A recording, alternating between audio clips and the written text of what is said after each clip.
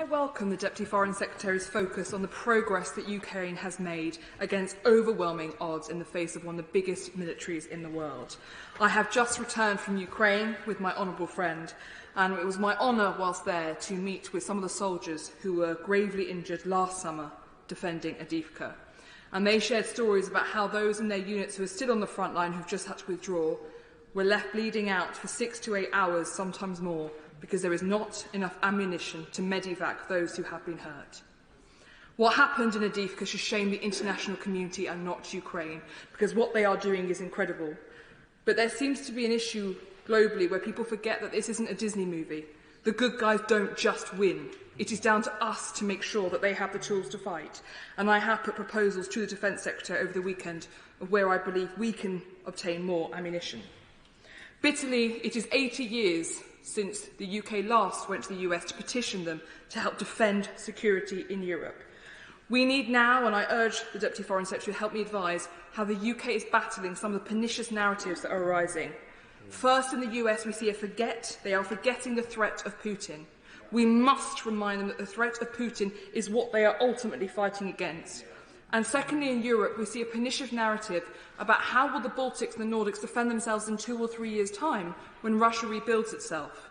That cannot be the focus. We have to end Putin now. We have to stop the ability to invade Ukraine now. So what is my right honourable friend doing to fight these narratives now? Minister. Well, I thank the Chair of the Foreign Affairs Select Committee very much for her perceptive and wise comments.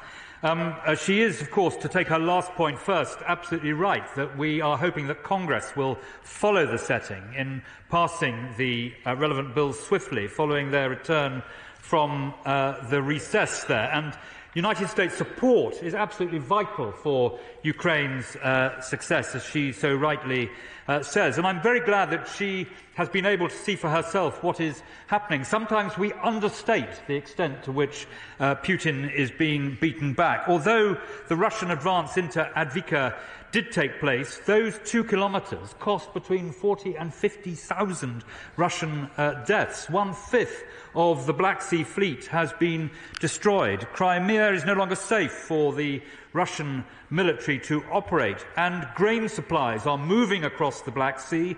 Revenues for Ukraine are at pre-conflict levels.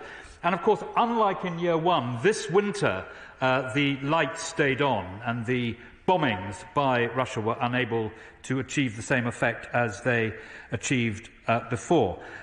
This war is not affordable for Russia. 40% of government spending is now spent on the war, 6% of GDP. This is all in pursuit of the worst atrocities, Mr. Deputy Speaker, we have seen in Europe over the last 80 years. Unmatched.